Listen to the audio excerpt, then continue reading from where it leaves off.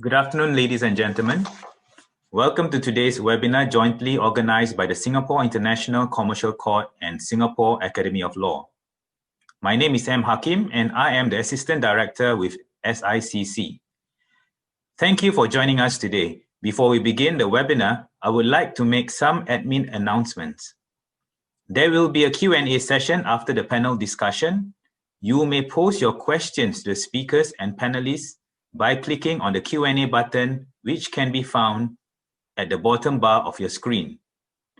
You need to move your mouse to bring it up. You will also be able to see questions posed by the other attendees. The Q&A function has an upvote feature that allows you to vote for a question posed by another attendee, which you find interesting and would like the panel to address. Before I introduce to our speakers, one of our panelists, Justice Quentin Loh, judge in charge of the SICC, sends his regrets that he is unable to attend this webinar. Justice Kanan Ramesh, Judge, Supreme Court, and SICC will be filling in for Justice Loh today. Our speakers for today are Mr. Laurence Wong, Senior Director, Business Development, SICC, and Mr. Phang Chung, Divisional Registrar, SICC. Lawrence's key focus is to develop the awareness and engagement of the SICC with its various stakeholders as trusted, neutral forum for effective and efficient resolution of international commercial dispute. Hsiao Chung is the Divisional Registrar, SICC, and concurrently the Deputy Registrar of the Supreme Court of Singapore. Let me now pass the time over to Lawrence and Hsiao Chung. Thank you, Hakim, and a warm welcome to everybody. I greet all of you well and hope that you're safe wherever you're in, whichever part of the world you are. We have a very interesting audience today, majority from Singapore, of course, but being the international nature of the court, registrants are from all over, including the United States, Nigeria, I believe, many from Europe, as well as the ASEAN countries, China, Japan, Korea. Thank you. And today's forum, as we say, is an alternative dispute resolutions forum, the SICC 5 years on. I think for those who know, we started the SICC on the 5th of January, 2015, and things have gone very well from there. A quick recap as to why we started the SICC. The Chief Justice looked at it then, back in 2013, at the continued growth of trade, business, investment, and finance in Asia. Now, as the growth keeps coming, two things will always happen. Number one, you will have more disputes, without doubt, because it's the nature of the beast as the numbers increase. But number two, and more importantly, those disputes get more complex. It's no longer A sells to B and B pays A a sum of money. A may be representing multiple parties behind him, and B would be the first in a long supply chain going forward. So when these disputes arise, these complex disputes arise, parties demand an effective dispute resolution service. And the question is, could Singapore provide that trusted neutral venue in Asia, especially, with new options for dispute resolution? And that's how the SICC was born. But why the SICC, if you may ask? Traditionally, if you wanted to litigate a matter, you could go to London, where the commercial court was first established in 1895, or you could go across the Atlantic to New York. However, as I mentioned, much of the development is taking place within Asia. And when you talk about time difference, when you talk about flying time, is significant. Whereas you have Singapore there strategically located within the same time zone as China, 1 hour behind Japan and Korea, and 2.5 hours ahead of India, as an example. And flying time of as little as 2 hours to 7 hours max in that sense. So what was the SICC, you may ask? Is a court for cross-border commercial disputes, including those governed by foreign law, which means that the governing law of the contract could be any jurisdiction, whether it's civil law or common law. The court will hear the disputes in accordance with those law, that law in particular. It's for foreign parties, particularly those in Asia, for the strategic location I mentioned. It's a court for parties who prefer to have the disputes resolved in court rather than through some other means. And as such, you can see it's an alternative to international arbitration, where when the consideration for how the court was to be set up addressed what we felt were some of the shortcomings of international arbitration, and at the same time providing benefits of process that made arbitration such a popular dispute resolution process when it was first started. And as we started this court, it was based on two substantive principles. The first is that of strong international commercial law, where we are looking at it not solely on any specific jurisdiction, but with the aim of helping to develop the lex mercatoria, if I may say that. But secondly, just as importantly, to structure the court along international best practices. What practitioners like you would like to see in dispute resolution, and not so much specific aspects associated with either common law court or civil law court or particular jurisdiction. Why I will always come back where the court is into international commercial law and international best practices. And how did we take that? This is the results of the 2018 Queen Mary White and Case International Arbitration Survey, where respondents were asked what they didn't like about international arbitration then. And 2/3 of them said cost. Arbitration, when it was first started, was fast and efficient then, but unfortunately it's now reached a stage where it takes a long time, and as such, the associated costs with the whole dispute resolution has gone up, and parties are not quite happy with that today. Some say it's lack of effective sanctions in arbitral processes. 1/3 at least say there's lack of power in relation to third parties. So these are things that we looked at in creating the SICC, and hopefully will be able to help make the process faster, more efficient, less painful. On the other hand, respondents were also asked what they like about international arbitration. Not surprisingly, almost 2/3 said enforceability of awards, because you have the New York Convention, which helps in terms of that. But it doesn't mean that money judgments out of the SICC is not enforceable. And I will leave it later on to expand slightly further on this, and probably for Justice Sir Bernard Eder to actually expand further. Parties wanted to avoid the second bar that you see there, 60%. Parties want to avoid national courts. Yes, you want the neutrality.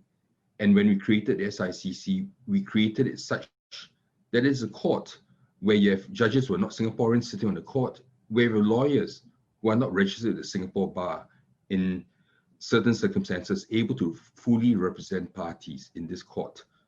So you could think of it as a court in Singapore that's located in Singapore, but not quite a Singapore court in the sense of a national court.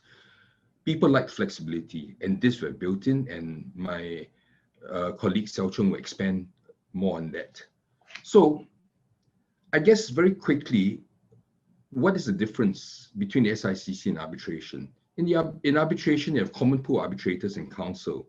Whereas at the SICC, you do not have this sort of common pool or revolving door where one day a person sits as an arbitrator, and another 6 months down the road in another matter where a counsel that appeared before this arbitrator becomes the arbitrator, is appointed arbitrator, and the then arbitrator is appointed as counsel. So we have a distinguished panel of judges, and in this sense, these are the specialist judges who are Singaporeans, and behind them, they have multiple experience in different fields. For example, you look at the bottom right, Justice Dada Singh Gill.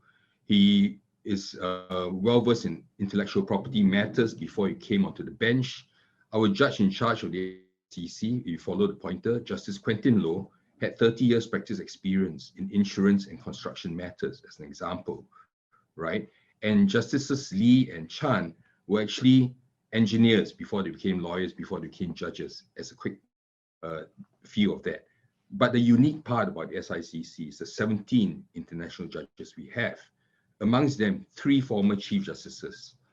Lord Neuberger, who was a former President of Supreme Court United Kingdom, Beverly McLaughlin, who was a former Chief Justice of Canada, and Robert French, who was a former Chief Justice of Australia.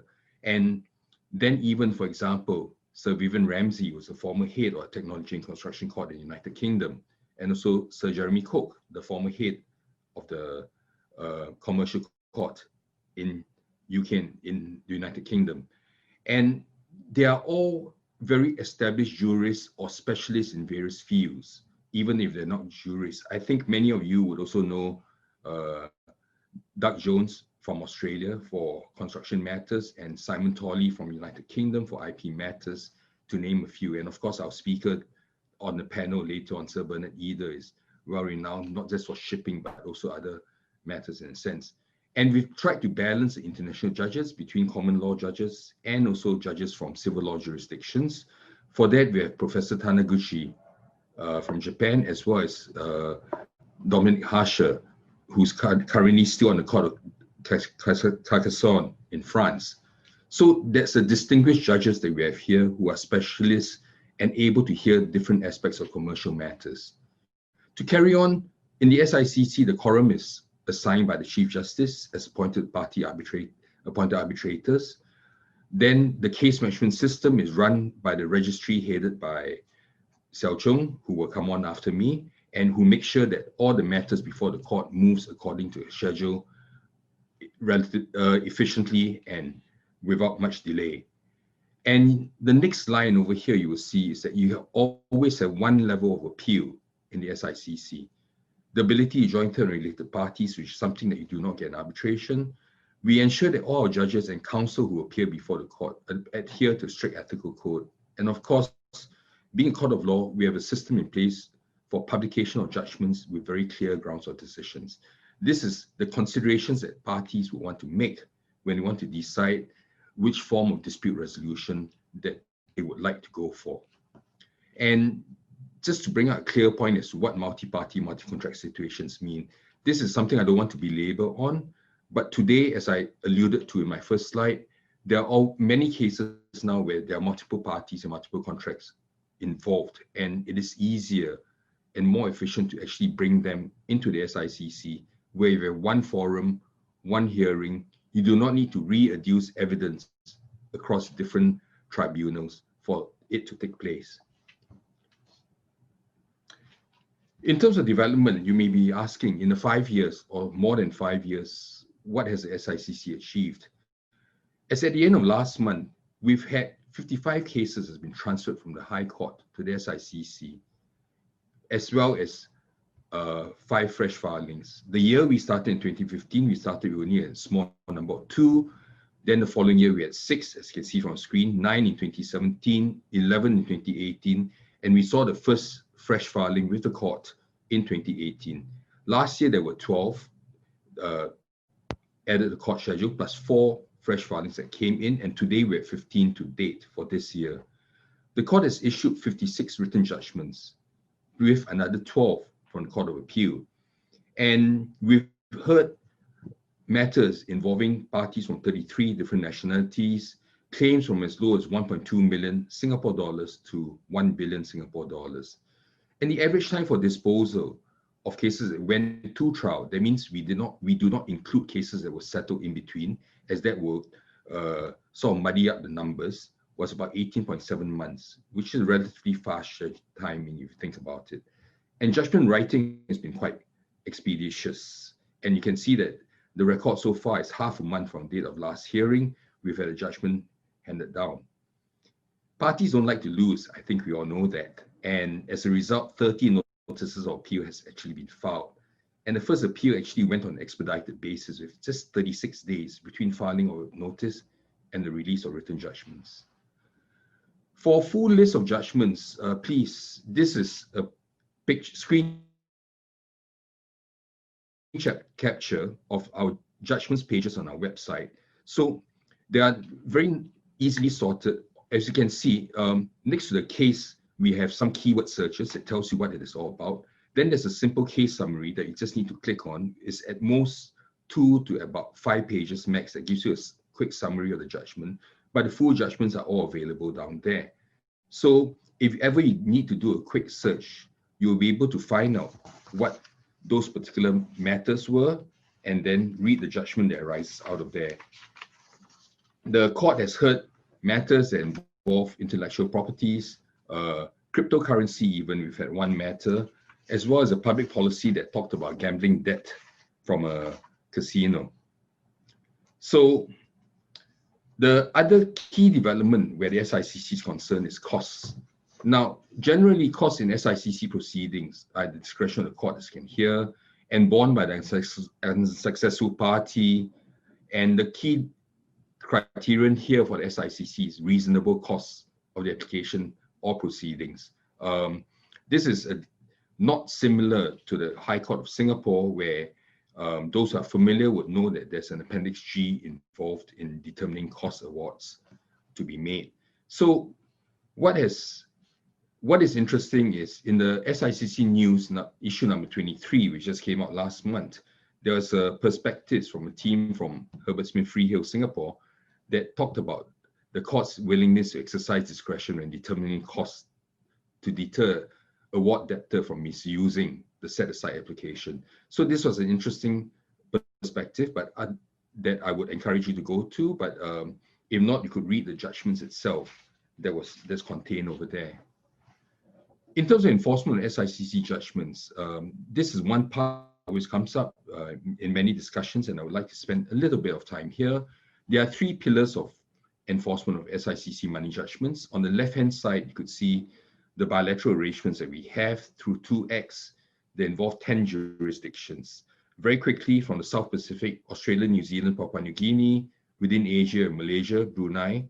Up north, you have the Hong Kong Special Administrative Region.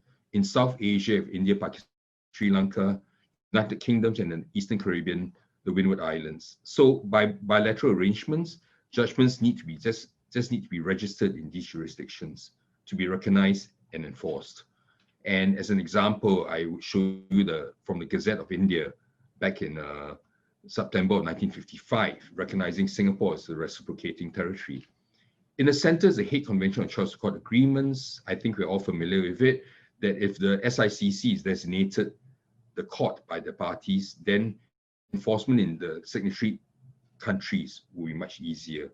And just on global map, the EU is highlighted there, together with Mexico and Montenegro. Ukraine, US, and China have signed it, but they're in the process of ratifying it. On the right-hand side is enforcement by summary proceedings, aka action on judgment debt. For common law courts, and you're all familiar with this, it is based on the key principles of what would allow enforcement or what would not allow enforcement, but also in civil law jurisdictions, there's been the principle of reciprocity. So if I expand on common law action on judgment debt, of course, I included in Canada as well as the US in a different color, and some of the other common law countries. What about civil law countries, you may ask? I have 3 examples here. In Tokyo, in Japan, the Tokyo District Court back in 2006 actually recognized and enforced the Singapore High Court judgment on the basis of mutual guarantee. Effectively, the judge asked the question, rhetorically, of course, if I were to recognize and enforce a judgment from your court, will you recognize and enforce a judgment on my court? And on that basis, because Singapore was a common law court, he held that the Singapore courts would probably recognize and enforce judgment then. In Vietnam, the same thing happened. A matter went before the first instance court of Ho Chi Minh City, which had upheld which recognized and enforced it. The appeal went to the Court of Appeal of Ho Chi Minh City, which upheld the judgment of the court below. China, we have more clear examples. So we have clients worried about enforcement in China. Rest assured, we have a matter from Nanjing Intermediate People's Court back in 2016. We also have a second judgment back in last August only from Wenzhou Intermediate People's Court. And of course, the Supreme People's Court has come up with a guiding opinion right at the bottom that of your screen, you can see there. And all this is working towards in favor, in that sense, you could say, of the SICC's money judgments for recognition and enforcement in China itself. We have several court-to-court agreements. These are memoranda of guidance as to recognition and enforcement of money judgments. With China is one, with Myanmar, which is our latest. In Middle East with Qatar, Abu Dhabi Global Markets Court, and the DIFC courts, and with Bermuda. As a quick example, this is the first page of the memorandum we have signed the Supreme People's Court, People's Republic of China in August 2013. That talks about recognition of money judgments there. So on a global map, you can see that it's very clearly enforceable.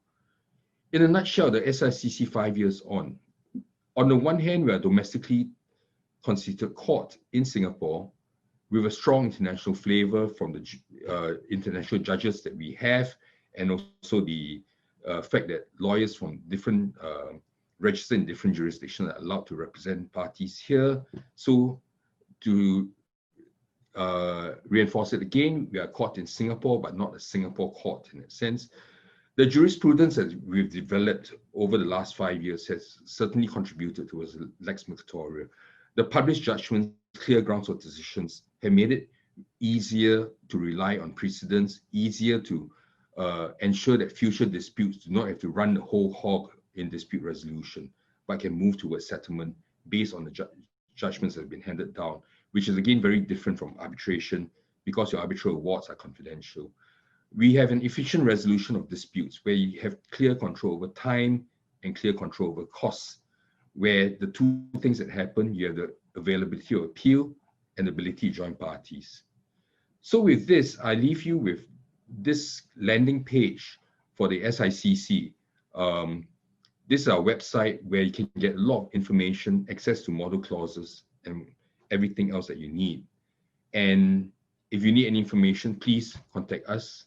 So with this, I'll leave it down here and hand you over to my colleague, the Divisional Registrar for the SICC, and concurrently the Deputy Registrar of the Supreme Court of Singapore, Mr. Chung, who will expand further and also bring you through some of the unique features for flexibility and consideration of the SICC. Thank you very much for your time.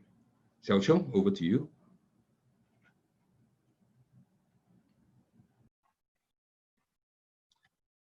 Thank you very much, Lawrence. Okay, good afternoon. Good afternoon, everyone. Lawrence has gone on to explain to you some of the features of the Singapore International Commercial Court. And this afternoon, I'm going to speak to you about, yes, and this afternoon, I'm going to share with you some of the more technical features of the Singapore International Commercial Court. Now, this slide summarizes some of the key features, but I'm only going to focus on 3 of them today. They relate to jurisdiction of the SICC, its procedural flexibility, as well as legal representation in the SICC.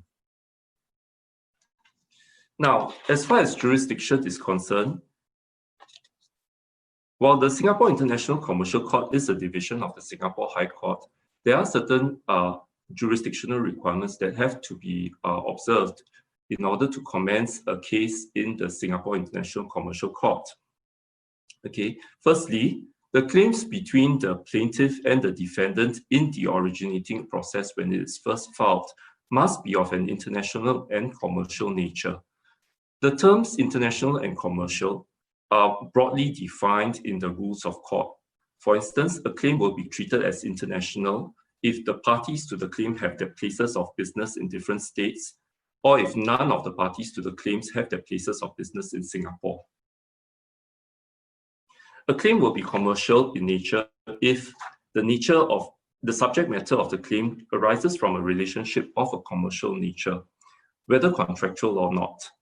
And if you look at the legislation concerned, there are various examples given of transactions which will be considered as commercial in nature.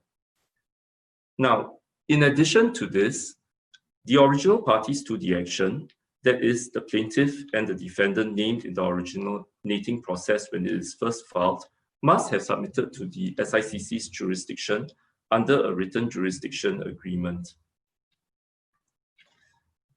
The cases that are filed in the SICC may therefore have no connection to Singapore whatsoever. The written jurisdiction agreement, however, establishes the basis for the SICC to take jurisdiction over such cases. The third requirement is that parties must not be seeking any relief in the form of a prerogative order, such as a quashing order, a mandatory order, or a prohibiting order. There are 2 main types of cases that are before the SICC. Firstly, the cases that are commenced in the SICC, Now, the jurisdictional requirements for these have been described earlier. The second are cases that are commenced in the High Court and are transferred to the SICC. Now, the jurisdiction to hear cases transferred from the High Court to the SICC is set out in Order 110, Rule 12.4 of the Rules of Court. These cases must firstly be international and commercial in nature. Secondly, they must be more appropriate to be heard in the SICC than in the High Court. When these requirements are satisfied, parties may either apply by consent for the case to be transferred, or the High Court may, on its own motion, transfer the case to the SICC. The jurisdiction to hear any proceedings relating to the SICC also has jurisdiction to hear proceedings relating to international commercial arbitration that the Singapore High Court may hear under the International Arbitration Act and that are commenced by way of an originating process. Under the International Arbitration Act, the High Court exercises supervisory jurisdiction over international commercial arbitration seated in Singapore. Such supervisory jurisdiction extends to rendering assistance to arbitration, example in the form of interim measures such as injunctions, dealing with appeals on rulings of jurisdiction, and the setting aside of arbitral awards. The High Court also serves as an enforcement function in relation to arbitral awards. Firstly, leave to enforce an arbitral award in Singapore is required of the High Court, and the High Court can also set aside any order granting such leave to enforce. The SICC, being a division of the High Court, has the same jurisdiction as the High Court to hear such matters under the International Arbitration Act. Now, the only difference is that the High Court can, in addition to hearing matters under the International Arbitration Act, hear arbitrations which, though not strictly international, parties have agreed in writing under the International Arbitration Act or the model law that they will be heard under the International Arbitration Act. Now, for matters under the International Arbitration Act to be heard by the SICC, there are no additional jurisdictional requirements, unlike in the case of cases that are otherwise commenced fresh in the SICC. Thus, there is no need for a written jurisdiction agreement. The premise is that when parties select Singapore as the seat of arbitration, they are prepared for the Singapore High Court to supervise the arbitration, and the SICC is part of the High Court.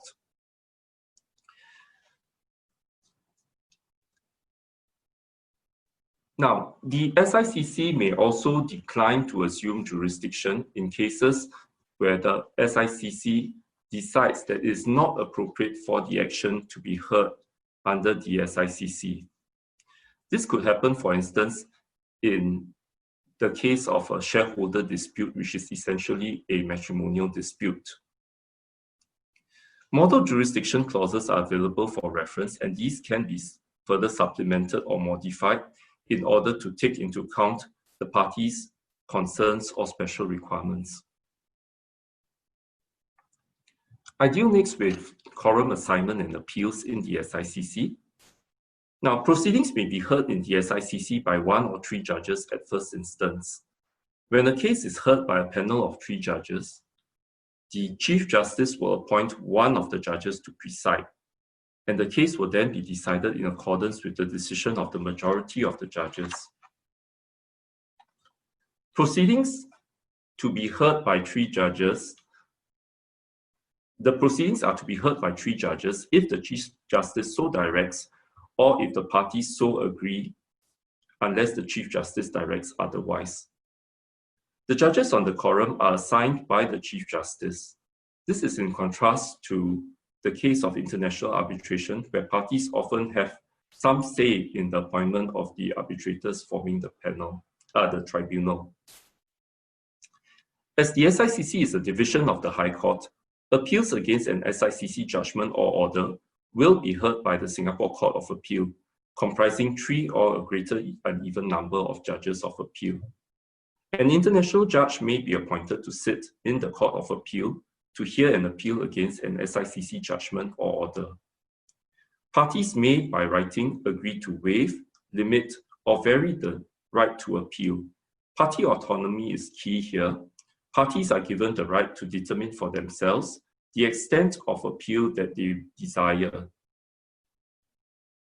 Model clauses are also available for reference to assist parties who wish to waive, limit, or vary the right of appeal.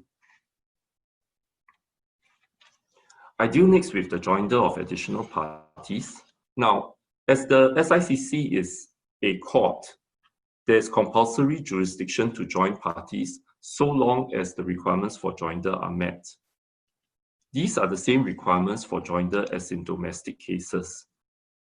Thus, under Order 15, Rule 4 of the Rules of Court, there can be joinder of parties if there is a common question of law or fact, or rights to relief are claimed in respect of or arise from the same transaction or series of transactions. The joinder also extends to the commencement of third-party proceedings, for instance, where there is a claim for contribution or indemnity, or relief or remedies connected to or relating to the original subject matter, or if there are common questions or issues that are required to be determined amongst all the parties. There is no requirement for the additional parties to have submitted to the SICC's jurisdiction by way of a written jurisdiction agreement, except in the case of a state or a sovereign of a state. There is no need for the claims in relation to additional parties to be international or commercial. The court will have regard to its international and commercial character in exercising its discretion to join. But the court reserves the power to decline to assume jurisdiction if it is not appropriate to do so. I deal next with some of the features of procedural flexibility in the SICC. First, I deal with the rules of evidence. Now, by default, the Singapore rules of evidence will apply, but parties may apply by consent for an order that any rule of evidence in Singapore law shall not apply, and that other rules of evidence, whether in foreign law or otherwise, will apply instead. The parties may choose to apply other specified rules of evidence, including the IBA rules on taking of evidence, which is commonly used in arbitrations. Such orders may be granted for the just, expeditious, and economical disposal of the dispute. The SICC may also modify the parties' agreement, but only with the parties' consent, and stipulate supplementary conditions that are consistent with the parties' agreement when granting orders to apply other rules of evidence. This demonstrates the balance between party autonomy and judicial control. The procedures for an application for foreign rules of evidence to apply are set out in Order 110, Rule 24 of the Rules of Court. Another feature of procedural flexibility is in relation to the application of foreign law. Now, a dispute in the SICC may be governed by foreign law. The default provision for domestic cases is that questions of foreign law are regarded as questions of fact and are to be proved by expert evidence. Such expert evidence may be given by foreign law experts who will give affidavits of evidence in chief and will be cross-examined at trial. However, in the case of the SICC may, on the application of a party, order that a question of foreign law be determined on the basis of submissions instead of proof. This is akin to the approach in arbitration. The person making the submissions on foreign law may be an advocate and solicitor, a foreign lawyer, or a law expert. A foreign lawyer or a law expert must register with the SICC before acting for a party. On this basis, the court has to be satisfied of the person's suitability and competence to submit on the relevant questions of foreign law. I will elaborate a bit more on this when I deal with the issue of representation. Another feature of procedural flexibility is in relation to the production of documents. The traditional discovery model in common law jurisdictions is that parties need to disclose all documents which are relevant to the issues in the proceedings that are in their possession, custody, or power. The SICC is unique in that there is a simplified procedure for the disclosure of documents. The rules for general discovery do not apply to SICC proceedings unless the SICC or the High Court, when ordering a transfer, so order. Each party must provide to all the other parties all documents available to it on which it relies. A party may serve on any person a request to produce other documents, and if there is an objection, the requesting party can apply to the SICC for an order for production of documents. This is akin to the process in arbitration for disclosure of documents and allows for a swift and more cost-efficient resolution of disputes. Now, the provisions on disclosure in proceedings in the SICC are largely based on the IBA rules on the taking of evidence in international arbitration. This reflects the procedural flexibility inherent in the SICC. The SICC may, with the consent of parties, dispense with discovery, inspection, or production of documents where appropriate. The next slide deals with the typical procedure for an SICC action that is commenced by writ. Now, in this case, the plaintiff files the writ of summons and statement of claim. This must be accompanied by a declaration in accordance with Order 110, Rule 4, 4, and 5 of the Rules of Court. Essentially, this is a declaration that explains why the action is of an international and commercial nature and exhibits a copy of the written jurisdiction agreement to which the plaintiff and the defendant are party. The plaintiff will then serve the writ of summons and statement of claim on the defendant. When the defendant enters an appearance in court, the defendant may then apply to dispute the jurisdiction of the court. And if the defendant is successful, the action will end, but the action continues if the challenge is unsuccessful. The defendant then files and serves the defense or defense and counterclaim on the plaintiff. The plaintiff will in turn file and serve the reply and, where applicable, a defense to counterclaim. The next step is the filing of the case management bundle, the case memorandum, and a list of issues and the proposed case management plan.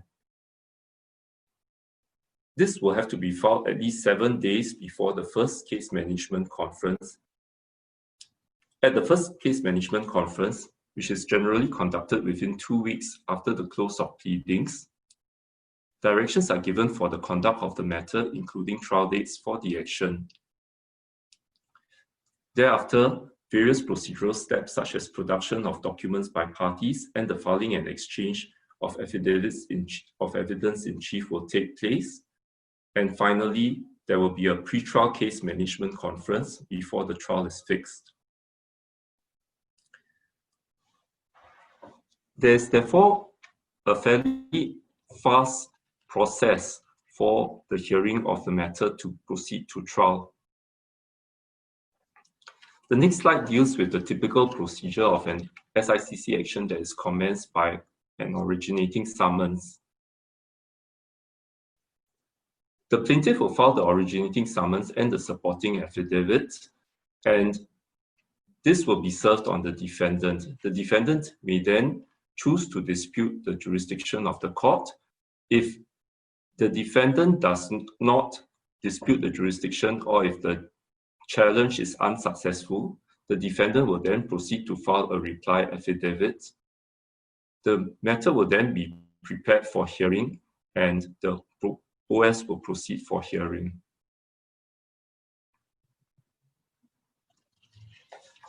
Ideal mix with legal representation before the SICC. Parties may be represented in the SICC by advocates and solicitors, Singapore qualified lawyers practicing Singapore law in a joint law venture or its constituent foreign law practice, a qualifying foreign law practice, or a licensed foreign law practice. They may also be represented by registered foreign lawyers, that is, foreign lawyers who are registered with the SICC under Section 36P of the Legal Profession Act. Now, there are two categories of foreign lawyers who can be registered. First, these are lawyers who have full registration, and secondly, those who have restricted registration. Criteria for full registration include the following. The foreign lawyer must have at least 5 years of experience in advocacy before any court or tribunal. The lawyer must be duly authorized or registered to practice law in a foreign jurisdiction, must be sufficiently proficient in English for the purpose of conducting proceedings or an appeal, and must not face any, be disbarred, struck off, suspended, fined, censured, or reprimanded in the capacity of a legal practitioner. Lastly, the lawyer must provide an undertaking that he will appear and perform the scope of work that he is permitted to undertake on behalf of the party in the SICC proceedings. The key difference in the scope of work that a foreign lawyer can undertake on behalf of the parties in SICC proceedings is that if there's full registration, the foreign lawyers may represent parties in the SICC proceedings. Whereas if the foreign lawyer has only restricted registration, then the foreign lawyers may only represent parties for the purposes of making submissions on matters of foreign law in specific parts of the proceedings. Registered foreign lawyers with full registration may represent parties in an offshore case and in an application to punish for contempt in connection with proceedings in which foreign representation was permitted. Registered foreign lawyers, whether granted full registration or restricted registration, may represent parties solely for the purposes of submitting on matters of foreign law, where the SICC has ordered that a question of foreign law be determined on the basis of submissions instead of proof, and the SICC has permitted the registered foreign lawyer or to make those submissions on behalf of a party.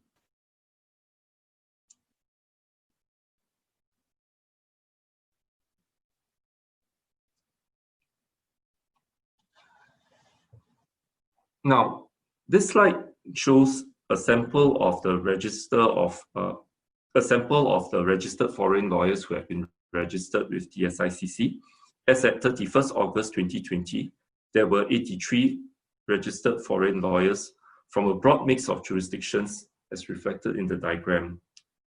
These 83 registered foreign lawyers include those with full registration as well as those with restricted registration.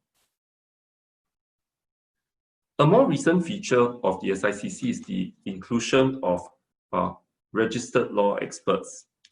Now, law experts are individuals with specialized knowledge based on their training, study, or experience on matters of foreign law, and are therefore qualified to submit on matters of foreign law. A law expert can be registered under Section 36 PA of the Legal Profession Act. An individual can be registered as a law expert only if, at the time the application is made, the law expert is not a foreign lawyer or a person who is an advocate and solicitor or who is admitted under Section 15 of the Legal Profession Act.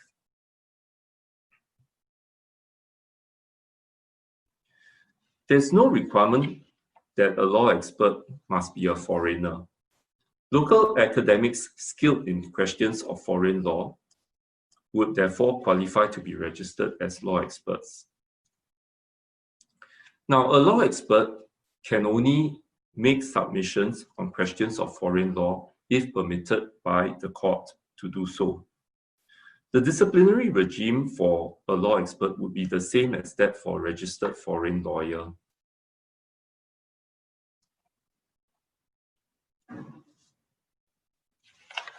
In summary, the SICC is a court for international commercial disputes, including those that are governed by foreign law.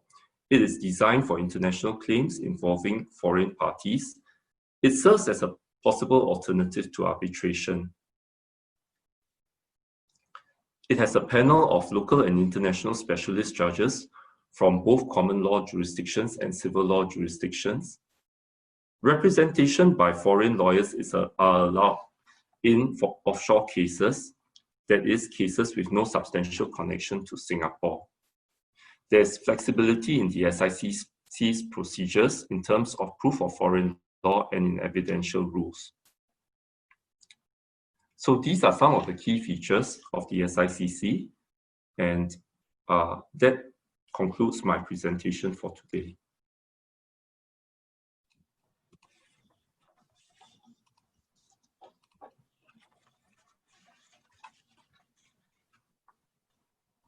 Thank you, Hsiao, Chung, and Lawrence. I will now pass on to our moderator for today, Mr. Simon Dunbar. Simon is a partner in King & Spalding's International Arbitration.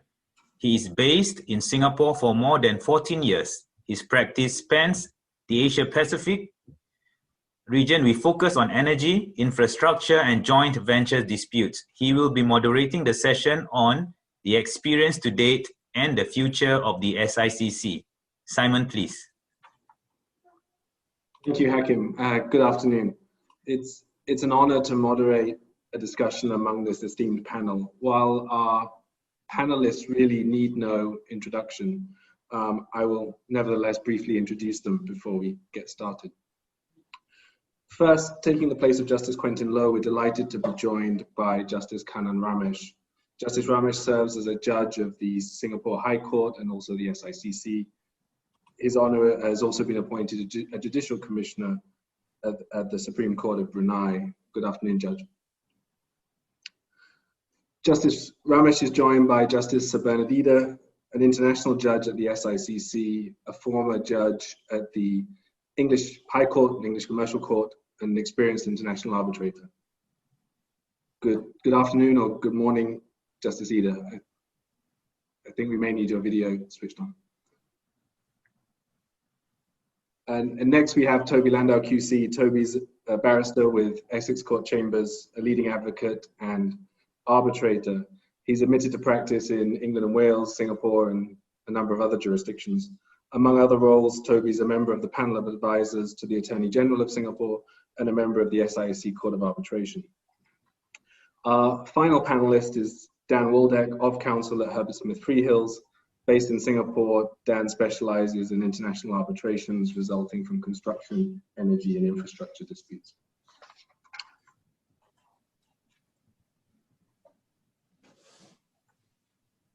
Now, our first broad topic is the experience of the SICC to date. And I'd like to begin with a question for Justice Ramesh.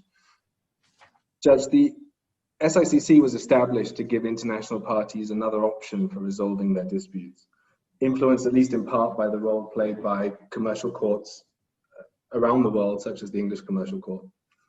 In what ways does the SICC draw from the experience of other leading commercial courts, and in what ways has it charted its own course?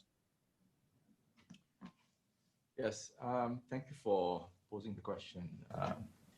I think I'll first start by explaining the key drivers behind the formation of the SICC. Essentially, SICC was driven by two key factors. First was the recognition that there has been a massive growth of transnational trade in Asia, and this massive explosion of growth spoke to the need for a center for resolution of the disputes that would eventually, I suppose, inevitably arise from the trade that was taking place. I think the numbers speak to this explosion of trade. We have seen Asia grow by about 30% in terms of trade contribution to the world's global trade in 2010. Half of global GDP, trade and investment is expected to come from Asia by 2050. And I suppose in some ways, the pandemic that we see today makes the case for a forum in Asia for resolution of disputes even more compelling. There is an expectation that global GDP will contract about 5.4% this next year. It's about 4.9% this year. And disputes arising from transnational relationships forged on pre-pandemic assumptions seem inevitable. So all of this speaks to the need for, or we think the need for, a center for resolving disputes in Asia. And that was one of the key reasons why the SICC as a concept was formed or formulated. The second reason is that the SICC was seen as, in a sense, a missing piece in the Singapore suite of dispute resolution options. As you know, Singapore is a dispute resolution hub, and it was felt that the SICC would offer an option which was at that time not available in the Singapore landscape.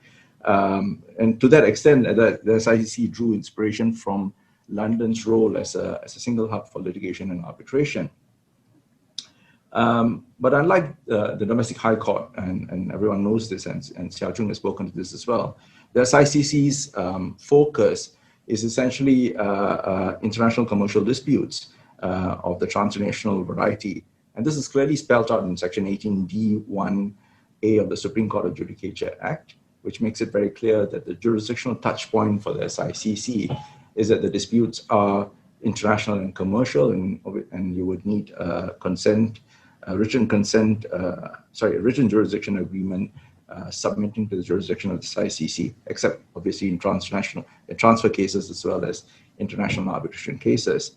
And the requirement of international commercial is reinforced in the way the terms are defined in Order 110 of the Rules of Court. It's a very broad definition which makes it very, very clear that the connection to Singapore is very slight or very light. In addition to that, obviously the SICC was designed, as I said, with international commerce in mind, and features were then put in place that we felt attuned to the needs of international commerce. Again, Hsiao Chung has touched on a few of these points. Obviously, the first is that we have a panel of international judges, both from civil and common law traditions, who are deeply experienced in commercial matters. I think that's a very important point. The second feature is that we've allowed foreign lawyers to appear in certain classes of cases, and specifically cases which have got very little connection to Singapore, and those are defined as offshore cases. And again, to deal with and address the court on matters of foreign law. So that again is something that we felt was necessary, and again, in a sense, it follows the track that international commercial arbitration has taken. The second thing that we have done is that the rules the third thing we have done is that the rules and procedures that the SICC has embraced are based on the best practices of other commercial courts, including the ECC, as well as international commercial arbitration. So essentially, we have looked at how others have done, others have managed disputes, and we have imbibed those experiences and adapted and improved where we have seen that to be appropriate. So in substance, that's what the SICC, that was the basis upon which the SICC was conceptualized. And this is in how the SICC has organized itself to, we think, serve the needs of international commerce. Thank you. Thank you, Judge. Justice Ida, I'd like to come to you next. Given your experience as both a judge and an international arbitrator, I'd like to explore the differences perhaps between SICC litigation and international arbitration. Now, a key selling point for international arbitration is the enforcement regime, and something we heard about earlier. Through the New York Convention, arbitral awards are, at least in theory, enforceable in more than 160 states around the world. Now, while there are movements in that direction for court judgments, there isn't a uniform instrument of global reach, similar to the New York Convention. Should this make parties think twice before they opt for the SICC? Thank you, Simon, and thank you, everybody, Court, for inviting me to speak. But the question Simon asked me is one of my great hobby horses, I should tell you, and I'm particularly pleased to be given an opportunity of putting the record straight, because you are right in saying that it is often said by the arbitration world that the New York Convention puts arbitration in a much better position than courts, and in particular the SICC, for enforcement. And enforcement is obviously tremendously important to parties. There is no point in having a judgment if you cannot enforce it and cannot get your money judgment at the end. As Laurence said earlier, there are many aspects that assist with regard to enforcement of an SIC judgment. There are bilateral treaties, as Laurence has said. There are memorandum of understanding, as Laurence has said. And there's also, of course, the Hague Convention. All of those are tremendously important. And there is the general point as well that any defendant who has a judgment against it in a court like the SICC, and that company operates internationally, it is virtually inconceivable, in my view, that that company could ignore a judgment in virtually any major country in the world. All of that is true. However, there is one very important point that I think is often forgotten, and forgive me, but that requires a certain amount of history. Where two parties agree to the jurisdiction of a court, so for example, if two parties agree to the jurisdiction of the SICC, then in those circumstances, I should say I'm not giving advice or free advice, but in those circumstances, a judgment that is entered into by a competent court in respect of which the parties have expressly agreed that the court has jurisdiction, that agreement constitutes a submission to the jurisdiction of that court, and a judgment of the court in those circumstances will, as a matter of English common law, be enforceable, subject only to very limited exceptions that I will come to in a moment. And that goes back 100 years or more. If you look at the early editions of Dicey and Morris on conflict, it is absolutely clear that what I have said is correct. And therefore, parties agreeing to the SICC will, as a matter of English law, be able to enforce that judgment. And that goes back as a matter of common law a long, long way, subject, as I say, to limited exceptions. The problem, however, in the arbitration world was that unlike a court judgment, an arbitration award, even though the parties had agreed arbitration, would not be enforceable as a matter of English common law. I'll come to other laws in a moment. In order to do that, you had to do what was called double exequatur. You had to get a judgment of the foreign court in which the arbitration was seated, and then it could be enforced subject to certain limited exceptions. Now, this meant that arbitration awards were generally either impossible to enforce abroad or very, very difficult. And that problem was the problem that drove the 1958 New York Convention on Enforcement Awards. The problem was that although you could enforce English court judgments, you could not enforce an English arbitration award abroad. And what I've said applies, let me just broaden the discussion, that applies not only to England in English common law, so far as I understand, that applies to all common law jurisdictions.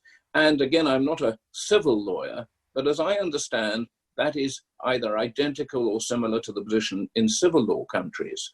So the problem was that arbitration awards could not be enforced or could not be enforced easily. So that is often forgotten. And what the arbitration world would like to have us say is that the New York Convention is more advantageous than common law and civil law. That, in my view, is quite wrong. And let me come to the exceptions. As I've said, going back to the common law, there were certain exceptions to the ability to enforce a judgment where the parties had agreed the jurisdiction of the court. Those exceptions were very limited, and they are virtually identical to the exceptions that now appear in the 1958 Convention.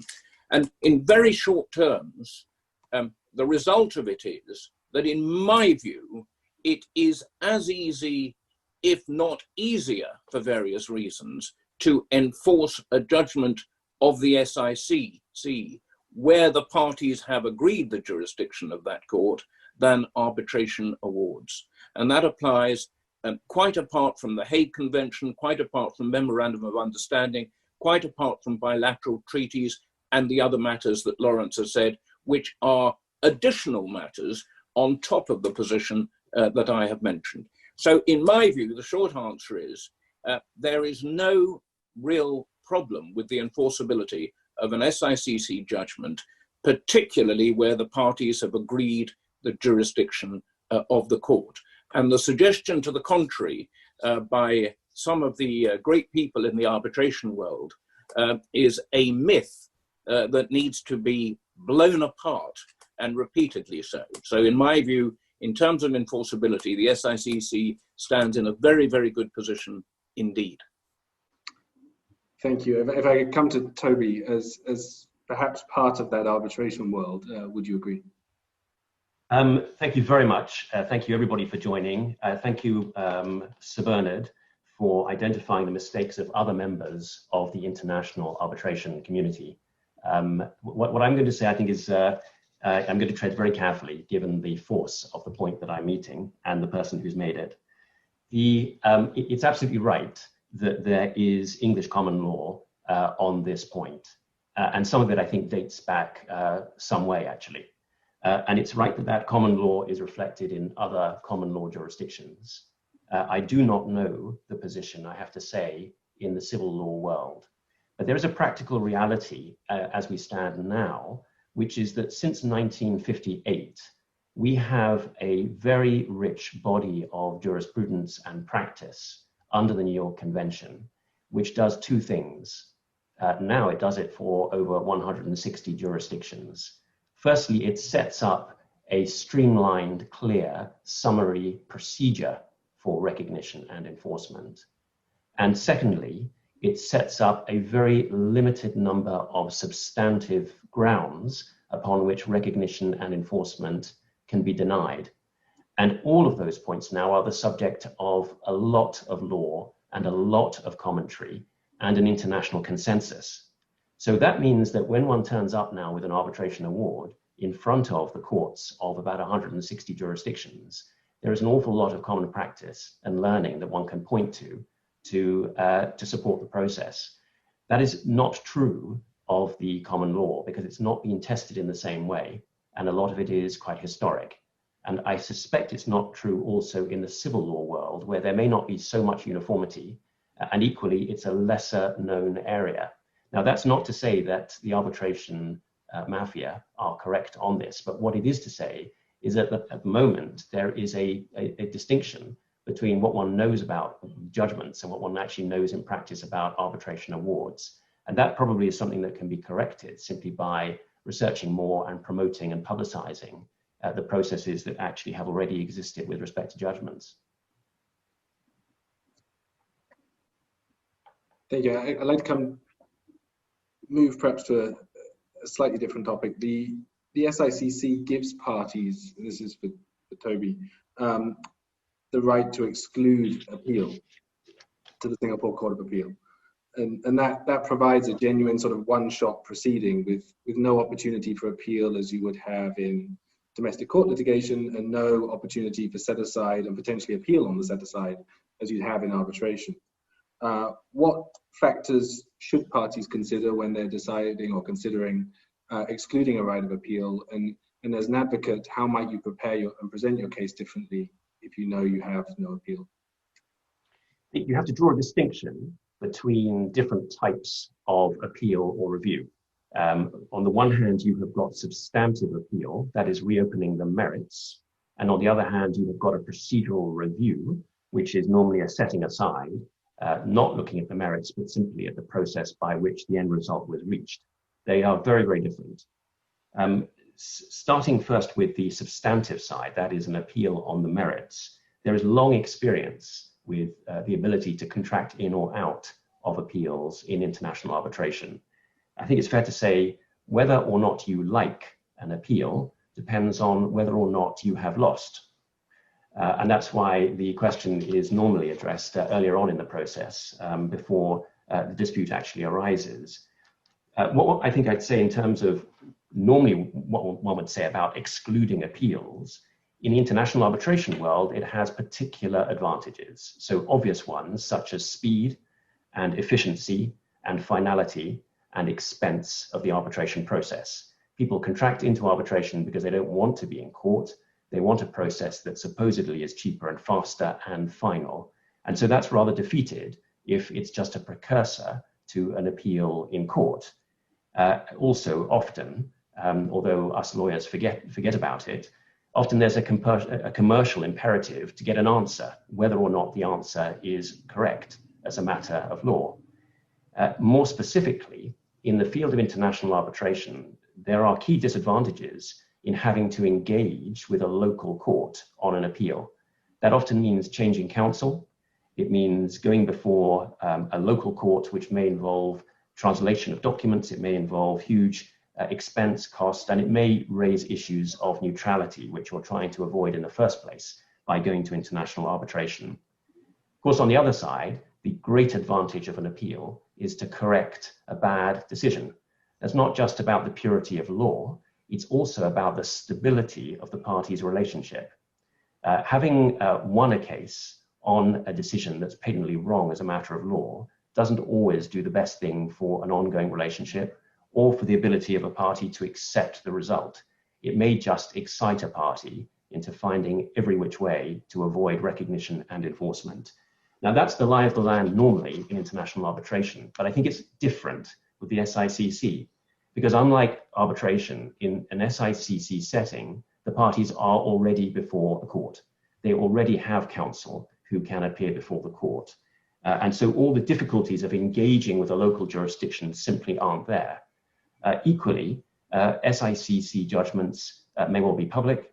They may well rule upon repeat issues or standard forms, and therefore the ability to appeal may be incredibly important if a point of law or a particular legal proposition is being established. And there's less risk of delays because the SICC can allow for expedited appeals. And also you have an appellate forum in the Singapore Court of Appeal, which can have international judges amongst its members. So I think overall, there doesn't seem to be very much in the SICC context, if you've already got before the SICC, very much to say why you would want to exclude the possibility of an appeal. Just to make the point so a little bit more specific, when I mentioned standard forms or propositions of law that may be of general importance, we have already seen that in the SICC's short life. There are a number of key judgments that have already been rendered on standard forms, including the MT103 SDP SWIFT network interbank issue. That was a Malayan banking case. We've had a decision on the 2002 ISDA master agreement. We've had a decision on non-recourse loan agreements.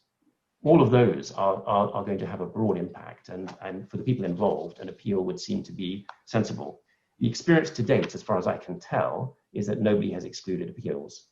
In fact, there have been, I think, of 16 full trials so far before the SICC, 9 have been subject to an appeal. So I would think that this question, from a practitioner's point of view, is not going to be that live. Very quickly, it's less live even for the second kind of review, which is a procedural review. Excluding a procedural review is something which one would have to do with great care ordinarily, because what you would be contracting into is a process that might deny you due process or natural justice. And very few people will ever agree to that, and I'm not sure why they should agree to it. In the international arbitration world, a few jurisdictions have played with this idea: Switzerland, France, Belgium, Malaysia for a short time. None of them have been a success. The Ministry of Law in Singapore is consulting at the moment on it, but I think in an SICC context, there doesn't seem to be any reason to exclude that kind of review. It's unlikely that that would ever really be an important issue, because the kind of due process breakdowns one wouldn't expect from a court And in any event, the appellate structure provides a very quick form of relief and remedy. You asked, is there an impact on advocacy? And I think in the end, not. One sometimes thinks that you can argue a case in order to avoid or encourage an appeal, or to try and insulate a decision from appeal. I think that is a very difficult thing to do, and it builds in a level of strategy that often is just distracting. What it may do is have an impact on the extent to which counsel makes submissions into ROREM by threatening the tribunal or the court that these issues may well lead to an appeal. And depending on the strength of your tribunal, that can be helpful. But before the SICC judiciary, I think it would be of little help. Thank you, Toby. Coming to Dan, as a disputes lawyer in an international firm, you'll no doubt be regularly advising clients on dispute resolution options. And as disputes practitioners, we hear the concerns about international arbitration, but I also want to hear what concerns and reservations perhaps clients and colleagues have about or have expressed about the SICC. Thanks, Simon. And I think a big part of this is separating fact from fiction, and we've heard from Justice Ida earlier on a little bit of that. I think that really touches on the first major concern that many clients who I've discussed this with have, which is in relation to the question of enforcement. Both Toby and Justice Ida talked about this earlier, and I think this is very much one that is both perception and reality. We've heard how the common law provides a mechanism to allow enforcement. We've also heard about the New York Convention. That is the reality on both sides, but the perception, particularly on a client level in multinational organizations, is that the New York Convention is somewhat of a panacea. Whether that is right, whether that is wrong, is almost irrelevant. The point is, and I think this touches on where Toby was going, is that there is a long history of the New York Convention that is broadly well understood across the world and over 160 jurisdictions now. Being able to approach a court in a foreign jurisdiction and citing or relying upon common law enforcement mechanisms may be useful in those common law jurisdictions, but there are not that many of them in the global view of the world. And therefore, not all clients would be happy to roll take the perception of rolling the dice on allowing a dispute to get to the point where ultimately they're either having to rely on a memorandum of understanding or common law principles to enforce a money judgment in the absence of a fixed and firm and internationally accepted framework, a bit like we have with the New York Convention. So I do think that will continue to be a challenge from the perception of end user clients with the court. And ultimately, though, the more the court can do in terms of memoranda, greater inter-court cooperation and the like, will go a long, long way, I think, to helping address that perception.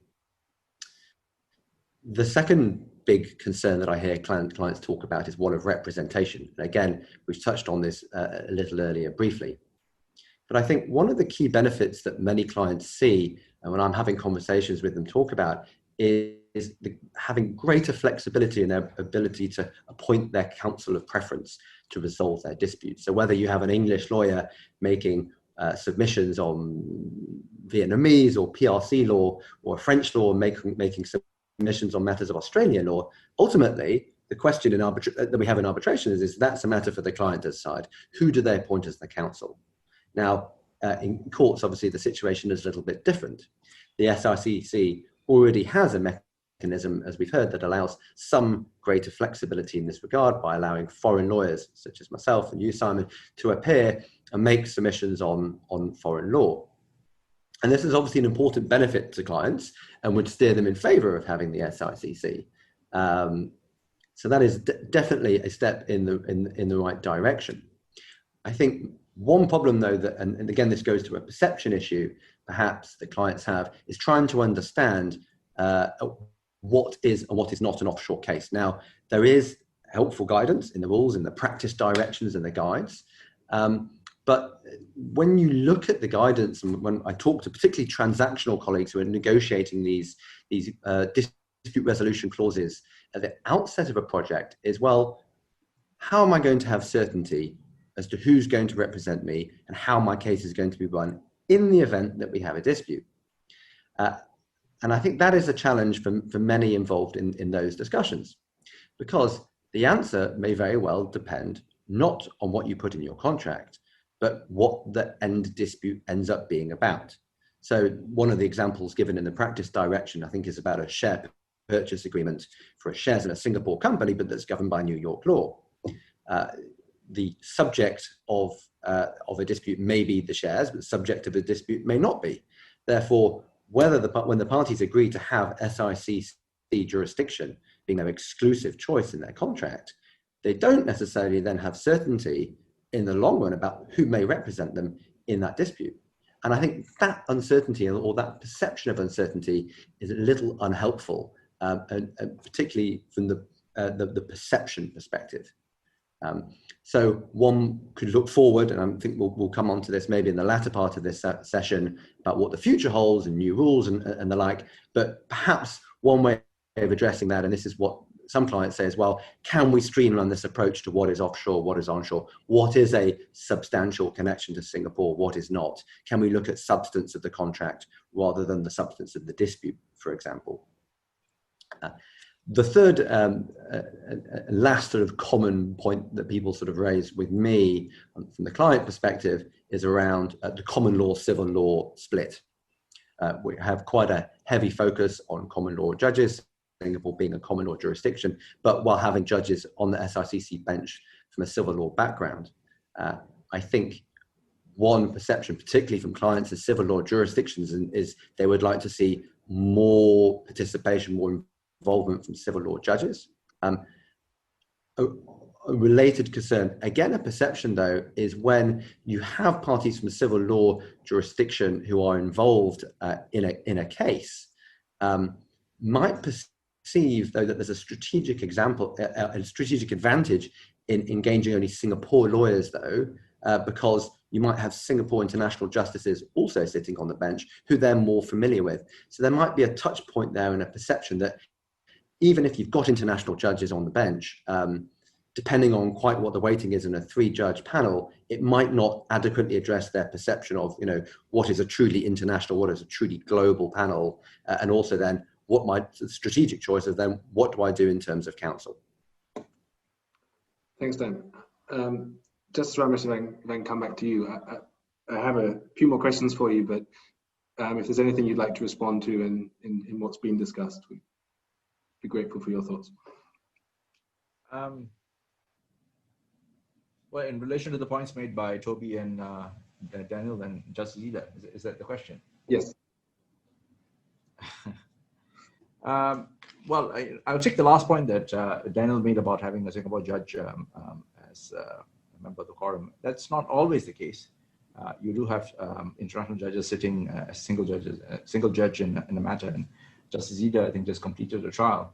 I think Justice Ida can confirm that, but where you have a single international judge hearing the matter, and so to that extent, you do not have the familiarity issue that Daniel raised. And even if you have a Singapore judge sitting in the quorum, he's one of 3, and to the extent you have 2 international judges as the flank judges, and so the familiarity argument, I would say, is perhaps might be a little overstated.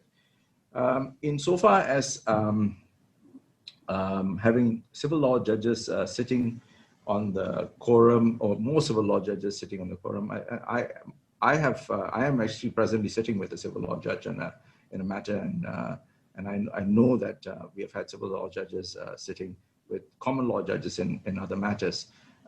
So I don't have the stats, so I can't comment at this point in time what is the rough percentage between common law and civil law judges sitting in SICC matters. But it's a point that we will obviously take on board for future reference. Insofar as offshore cases and flexibility, and and how you construe what is a case that has no substantial connection to Singapore or little substantial connection to Singapore.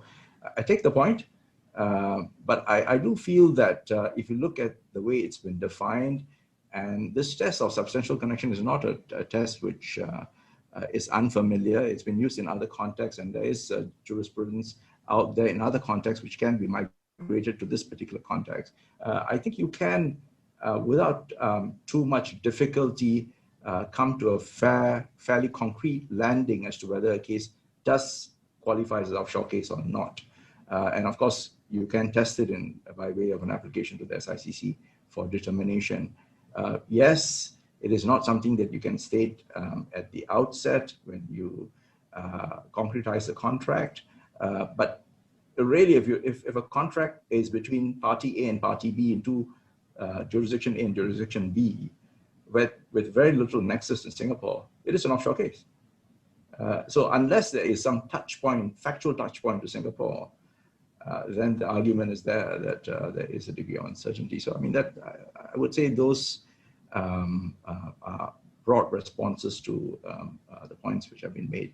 The point on enforcement of judgment, I think that there is a difference of views, or at least there seems to be a difference of thinking. But I think Justice Eda's point is a more fundamental point. I think his point is that there is a greater, what's the right word to use? A greater appreciation of the efficacy of a judgment of a court. And where that judgment of the court is the judgment of, say, international court such as an SICC, where parties consent to having the dispute heard in that court, perhaps the capacity to challenge that judgment is more, or the willingness to challenge this judgment is a little bit more, it's less than, say, in the case of an arbitral award. I would be interested to see what statistics we have on enforcement of arbitral awards across the globe. It may be that in certain jurisdictions where the jurisprudence is rich, the willingness to enforce arbitral awards is strong and willing, but it may not be a point of uniformity across the world, notwithstanding the New York Convention. So those would be my brief responses to the points that have been made. Thank you, Judge. If I could just pick up on one point. The SICC panel of judges is a sort of who's who of eminent commercial judges from both civil and common law jurisdictions. And something you mentioned about mixed panels, a variety of judges from different backgrounds. It's quite common in international arbitration to see that diversity of background in your decision makers. It's less common to see that in a court system, and it's something quite unique about the SICC. How has that diversity impacted the sort of procedural and substantive development in your experience on the SICC? I think that the first and foremost point is that we have got judges who come from different traditions, and therefore we have, if you like, a cross-pollination of ideas and ideas and thinking, both in terms of the substantive law, but perhaps more importantly in terms of the procedural law. And to that extent, because you have this diversity of views and diversity of experiences, it allows the SICC to draw on that experience and fashion procedures which which amalgamate the best of both worlds. I think that's one of the key points which we have to bear in mind.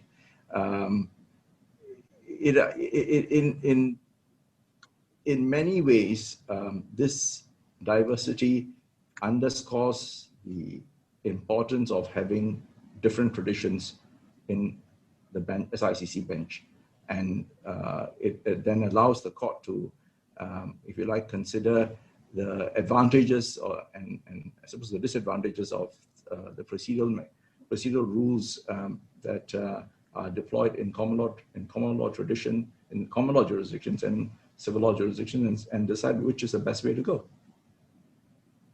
And what about the impact of foreign counsel, Judge? there have now been some examples, I understand, of foreign lawyers appearing before the court. And what benefits can foreign counsel bring to that process? And have you seen, and do you expect to see more partnering of Singapore firms with foreign counsel as things move forward? Yes, I think we have to go back to the situations, or the two situations where foreign counsel can appear in an SICC case. The first category, and we've said this several times in the conversation today, is in offshore cases. And by definition, the offshore case is a case where there's no substantial connection to Singapore.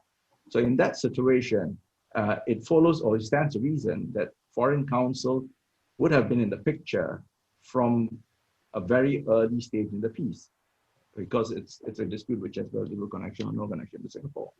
And from that point of view, therefore, allowing foreign counsel to appear in the SICC is logical, both from the point of view of efficiency, and also in terms of savings of cost and time.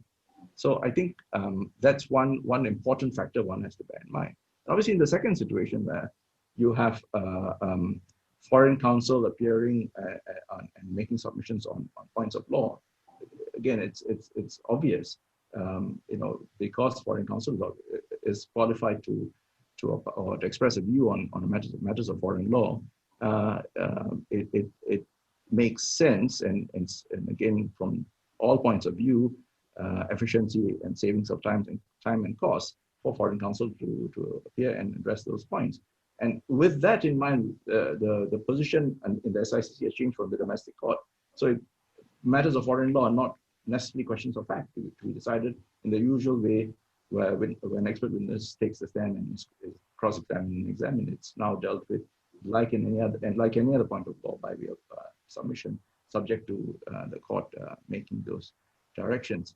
So I think that's one big advantage, or that's one big benefit that foreign lawyers, I think, will have in terms of the SICC. There could be situations where the litigants may feel that they might need the assistance of local counsel because of procedural issues, perhaps even familiarity issues, which Dan referred to. And so you might see situations where foreign counsel partner with local counsel in the SICC. The local counsel being involved on or participating on procedural matters. We have had two offshore cases where this has happened, and one case, RFL was appointed alongside local counsel, and local counsel's role was limited to dealing with procedural matters including issues of filing of documents and so on and so forth in the SICC. In the other case, in fact, the local counsel was discharged and RFL took over conduct of the matter and procedure. The matter was actually an offshore case, so RFL was able to proceed. So yes, we have had two situations where local counsel was involved, but that's not to say that it's a must, and really it's a party's call as to whether or not they feel it's necessary. Thank you. Justice Ida, coming back to you, I guess the SICC has been described as arbitration in litigation. How, from your experience of both SICC and arbitration, how much is similar, how much is different? And particularly in the context of this global pandemic, how has the SICC adapted to that compared to what you've seen in arbitration? Well, let me take the second part first. So far as how the court has dealt with the pandemic, I think it's dealt with it very well. I mean, just like in arbitration, I think between March and July this year, so between the time when the pandemic really kicked off in England and July, I think I was due to come to Singapore, I think at least 5 times for cases, for hearings.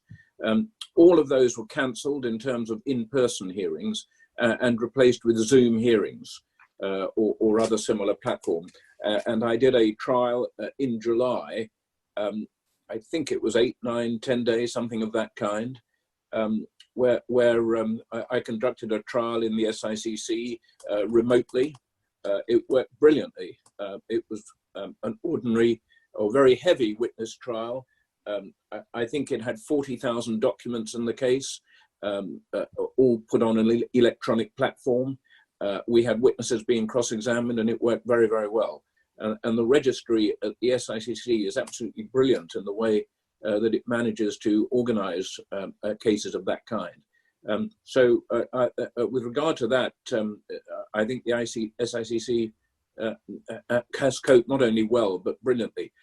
So far as differences, there are obviously important differences between the SICC and arbitration. If you start right at the beginning of a trial, of a case, the process of appointing the tribunal is very, very different. My own experience in arbitration is often that process is long, drawn out, and introduces a substantial period of delay in the process, where each party will appoint an arbitrator and then a chair, particularly when institutions are involved. There can be real delays with regard to that. Even with the introduction of emergency arbitrators, there are real problems. The court, however, it gets going much, much more quickly and can get going within 24 hours, something of that kind. So to that extent, right at the beginning, the court has real advantages. Thereafter, the process of arbitration and court is in broad terms very, very similar. There are obvious differences. Other speakers have mentioned you can have foreign lawyers involved. I listened to what Daniel said. Read my judgment, Daniel, in the SICC on what is an offshore case. It provides, it's a completely brilliant judgment. It provides clarity, certainty to everyone. It has limits to it, and that's important. But look at it the other way, in a way. I don't know whether this is right, but I think it is right. And there is no other court in the world that allows a foreign lawyer to represent a client in court. And to that extent, the SICC stands head and shoulders above any other court in the world. It doesn't happen in London. It doesn't happen anywhere in the world. And it's a tribute to the bar in Singapore, which has worked closely to allow that to happen. Other bars absolutely refuse it because they may try to maintain their coterie of lawyers and prevent foreign lawyers coming in. But the fact that foreign lawyers can come in and do come in and advocate in the court in Singapore is a tribute to the court, and as I say, puts the court head and shoulders above anywhere else.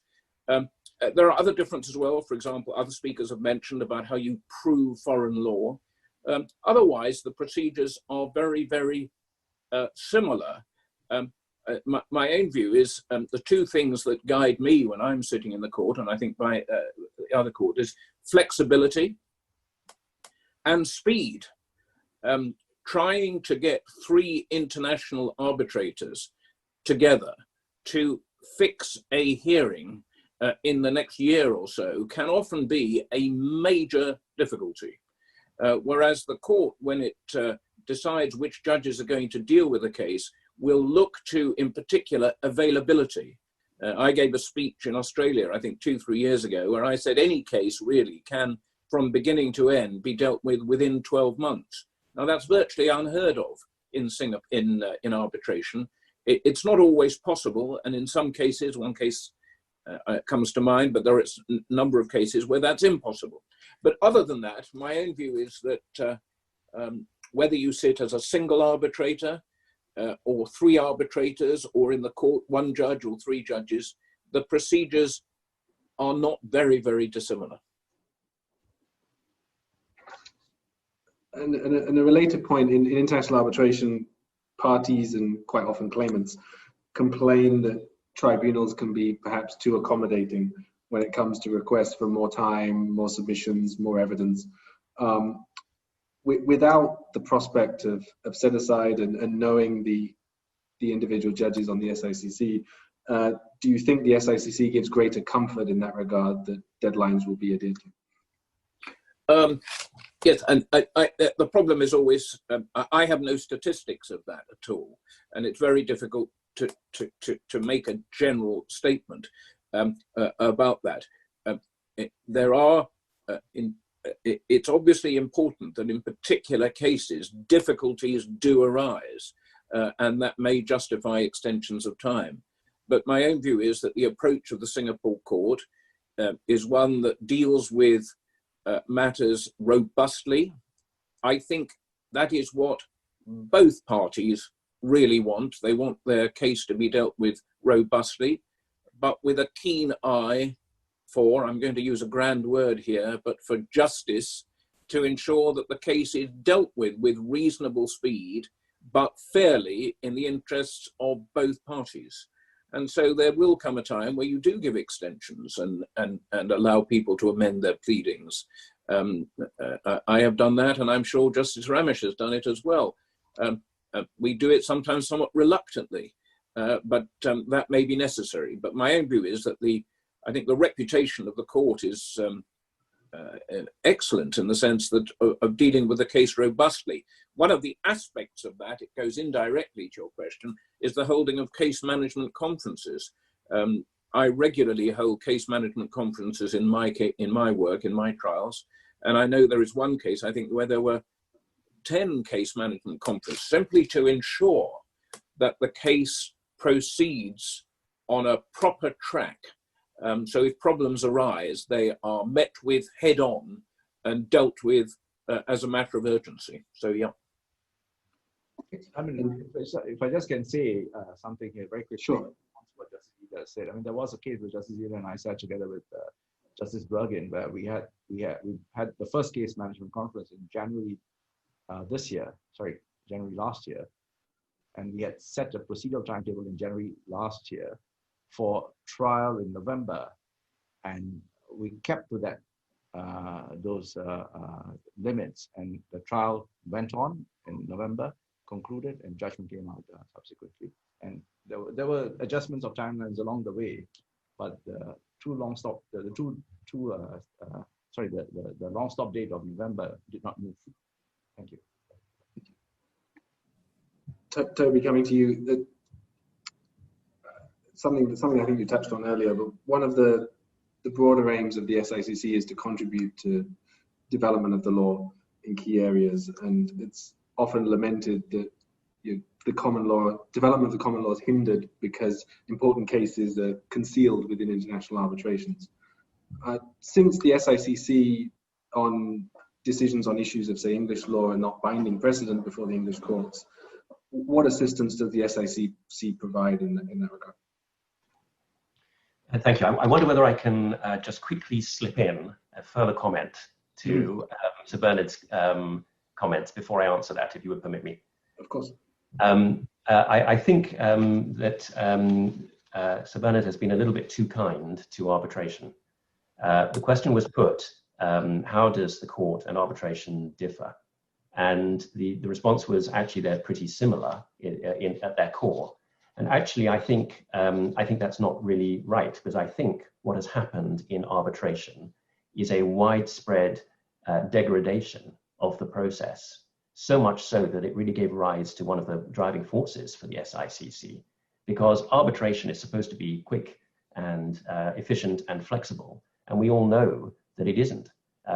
Generally speaking, sometimes it is, and often it's not.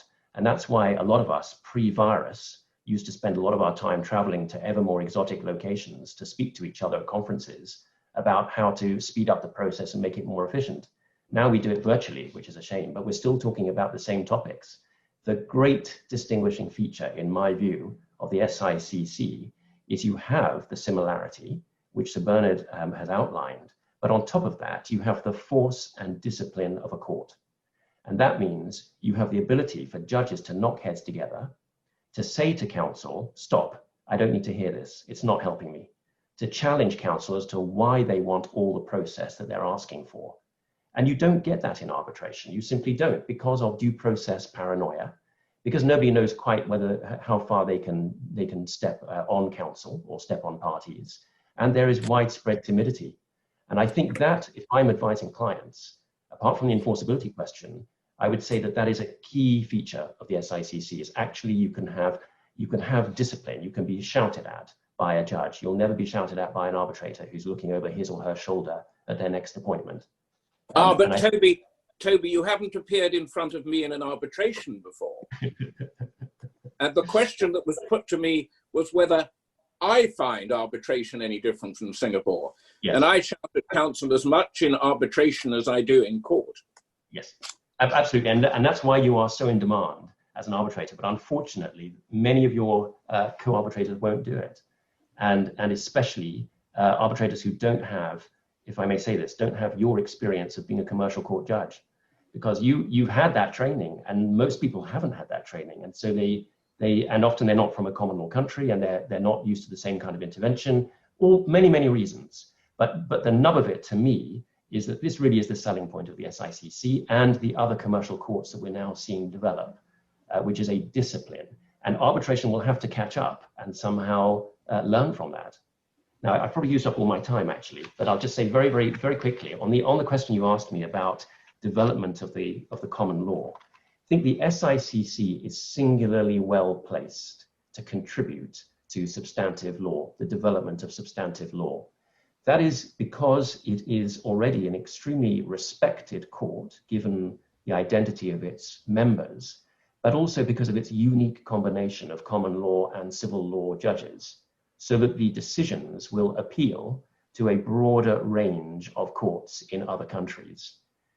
Just from a very practical point of view, my experience of appearing before the English courts is that there is an increasing appetite for comparative law.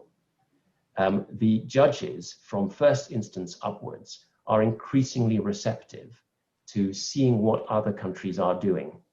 And one sees Singapore High Court judgments increasingly referred to.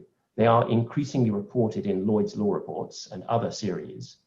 And there is great interest. And people are not really, the analysis is not, well, this is not binding on us, it's only persuasive. There is actually just an interest in trying to harmonize wherever possible.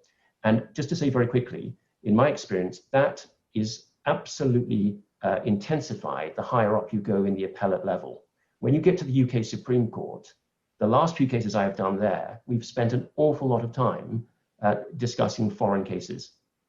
And you'll see that in the Supreme Court judgments. Great experience in foreign law, and no real consideration of the old rules of do we have to prove it with affidavits or expert reports. It's just an open comparative analysis. So I think the SICC will play an increasingly important role. And as I mentioned briefly in my previous answer, it already has with some of the judgments on standard forms that we've seen. Thank you, Toby. We're running short on time, and I want to just look at the future a little bit. Dan, if we can come to you. One thing I did want to talk about is costs and the manner in which costs have been addressed at the SICC, and perhaps something more akin to what we're accustomed to in international arbitration than assessment of costs in court. From a client's perspective, is that a good thing, and how does the SICC stack up in the terms of overall cost and value for money? Thanks, Simon. I think it is very important, particularly in international commercial cases. We're dealing with multinational clients. Costs is a very important factor to them. And at its core, I think there are two key aspects to this. The first of which is the check and balance that this plays on having a prevention aspect to spurious litigation. If you're a multinational company doing business around the world, one thing that does keep general counsels up at night, as they say to me, is just being sued left, right and centre by nefarious litigants when there's basically no disadvantage to them, no disincentive to them bringing those actions. Some jurisdictions have a worse reputation than others. One of the great things about the SICC rules is that it does provide a separate system for costs. to the more sort of domestic part of the High Court, where there's Appendix G. Moving away from that has been, I think, a very helpful and important thing for international commercial cases by pegging costs to what is reasonable. And when I talk to clients about that, they say, well, that is good because we stand a better chance of recovering our costs if we're successful. That's sort of the second aspect to it. They know that even if they're going to have to fight a fight, if they do ultimately succeed, then they can have the opportunity to recover a much higher percentage of that actual cost incurred. I think one related factor to this is, again, the arbitration perspective and the impact this has now that the SICC is more routinely hearing international arbitration related cases. I think we saw that in Justice Reyes's decision in BYL. This is an important factor. So in the Singapore context, people are being given an opportunity to have a second chance. Do I really need to be bringing this set-aside action? What is the consequence of it? Am I going to get an adverse cost order to me? When in actual fact, in the past, it has been said by some that having more sort of fixed cost system doesn't provide that disincentive. The counter to that is, well, what about access to justice? Well, another great aspect has been the sort of talk about the further liberalization of the third-party funding regime here. I think that is very much ties into the mix. Sort of what does the SICC see in the future? And I think that is going to be an important part of it. Being able to have third-party funded cases that again deals with the access to justice issue, and it all comes back to costs. And I think having that more business-focused, commercially minded approach to costs is aligned with what the expectations of international commercial clients are going to be. Thank you. Justice Ramesh, if I can come back to you and just looking at the future, I understand that revised rules of court for the SICC are forthcoming.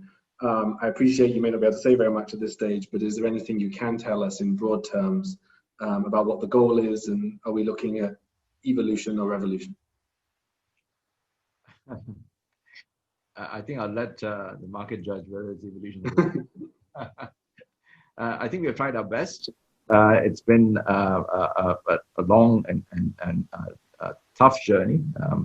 The committee was formed in 2018, and the process ran right through to 2019 April, when we did consultation with various focus groups, including selected RFLs, academics, society forum of senior counsel, and so on and so forth. It's hoped that the rules will come into force sometime in 2021. I think that still remains the target, notwithstanding the current economic and health issues. In a nutshell, we have tried to create a process which we think reflects the best practices. It's an improvement on what we already have. I think essentially what I can share is two significant changes. Well, the first is that you will have a single mode of commencement of proceedings, well, unlike the present system where you can have more than one way of commencing proceedings, that I'm able to say.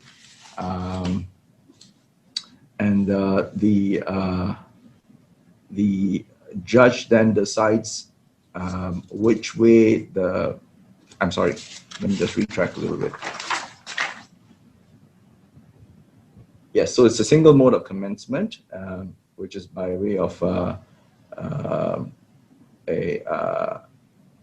originating application, and then the judge then decides which way the matter can go. It can go in one of three ways. It can go by way of a pleading track, or it can go by way of a statements track, or it can go by way of a memorial track. And that decision is taken by the judge at the very first CMC in discussion with the parties. And so essentially it's one track you start, and then you split. You could go with one or three specific tracks, as it were, based on the conversation that takes place between the judge and the parties at the first CMC. And that's all I can say at this point in time. Okay, thank you. Justice Ida, a quick question for you. As we look to the future, will the use of virtual hearings and virtual appearances in a post-COVID world go back to being the exception rather than the norm, or do you think things have moved on and we're in a semi-virtual world from here on? Oh, there are any number of people discussing that, and a prophet I am not. I certainly think that there has been virtual hearings are amazingly successful. There are problems. I was giving a webinar on Thursday last week, not a court case or whatever, with I think 900 participants from around the world, and my computer blew up 3 minutes into the hearing, and I couldn't get it going for 10-15 minutes. So there are real problems. Don't get me wrong, but I think we are now in a position where hearings there'll be a much greater number of virtual hearings. I have no doubt at all about that.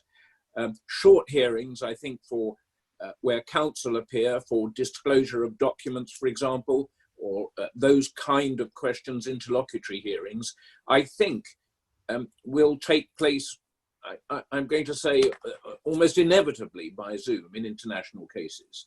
I think the real problem is where you have a witness hearing extending over a period of time. I think that's where the difficulties begin, with a lot of documents. And I think there is a great argument that an in-person hearing remains the best way forward. And I think there'll be I'm not sure, a mix and match, I think, in terms of the way forward. Thank you. I'm conscious we have 3 minutes left, and we've had some questions. Let me just see if there are any that we can put to the panel.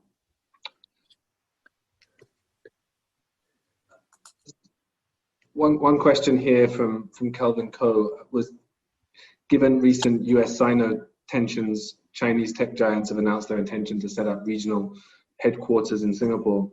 This reaffirms Singapore's role in bridging China with the rest of the world.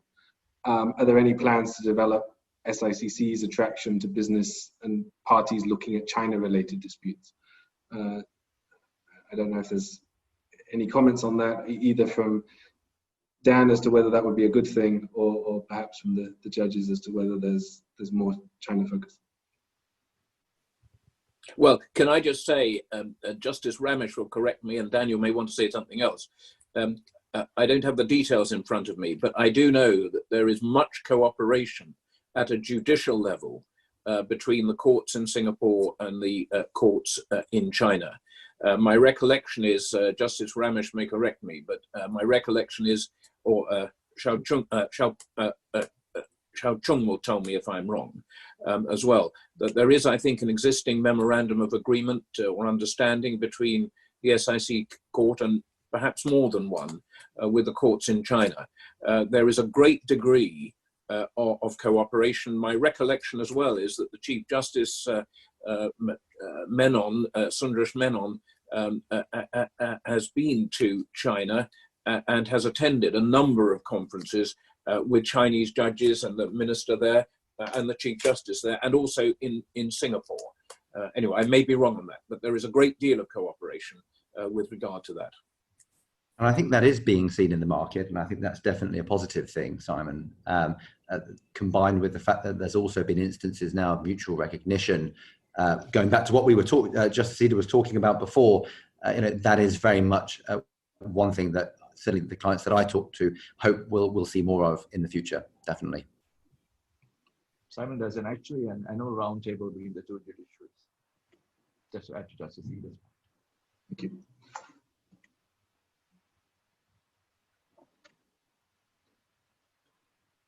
And I think that probably brings us exactly at 6 o'clock. So I'm afraid we're out of time. But I'd like to thank the panel for their insights and their thoughts. We very much appreciate it. And on behalf of the panel, I'd like to thank all of you who've participated in this for joining us, and we hope it was informative. I'll pass it back to Hakim. All right, thank you, speakers and panelists, for your participation in today's seminar. And thank you, ladies and gentlemen, for your support of today's session, which we hope you found beneficial. Before we end the seminar, we would like to seek your feedback on today's seminar. I'm going to show you a screen of the QR code. If you can, please just scan the QR code and then give us your feedback. We will also be sending you an email of the link after this webinar. So the webinar has now come to an end and you can log off the session. Thank you once again and have an enjoyable week ahead. Goodbye.